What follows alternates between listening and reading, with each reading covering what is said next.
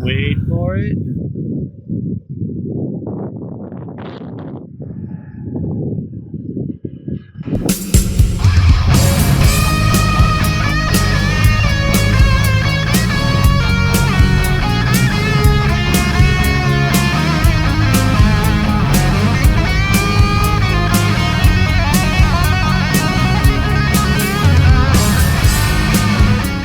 Hello, race fans, and welcome back to another edition of How to Play Guitar in 90 Seconds or Less. I'm your host, Reverend Axe-HEAD Bo-PEEP.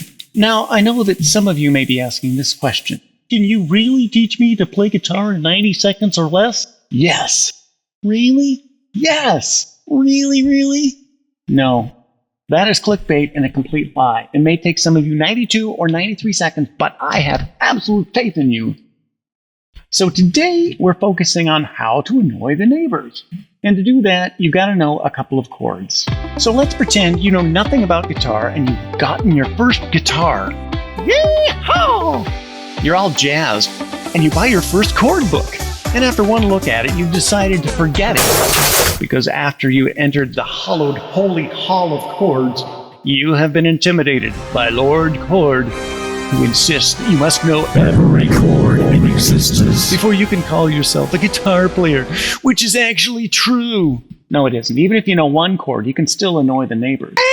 But it will help if you understand the vile travesty known as chord charts. No, not chord charts. They look like Frankenstein tried to do math problems and had to take it down.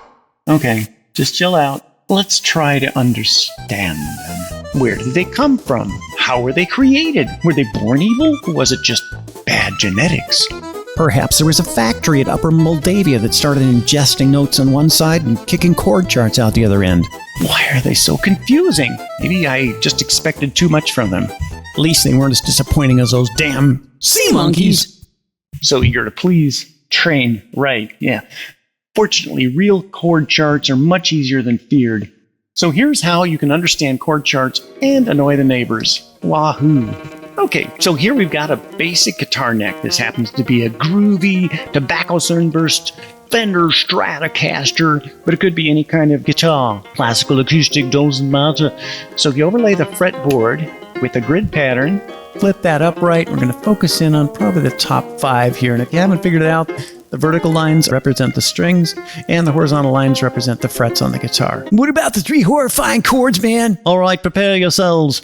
The E major chord. You're going to put your first finger on the first fret of the J, second finger on the second fret of the D, and the third finger on the second fret of the A. You're going to leave other strings open. You play that thing out loud. It's going to look something like this and sound like this. Second chord is the D major chord. You're going to put your first finger on the G, the second finger on the E, third finger on the B. Play the D string open, but leave the lower E and A alone. It'll sound something like this.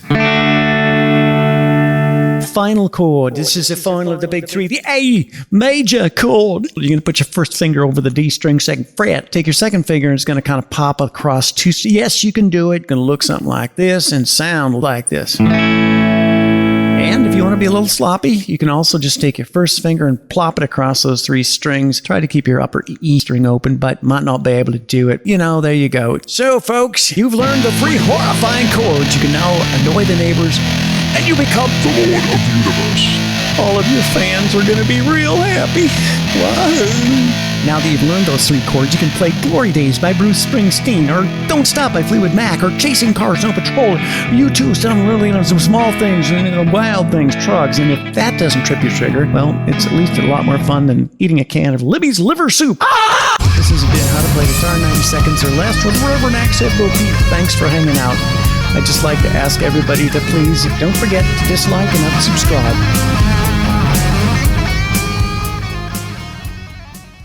Sea monkeys?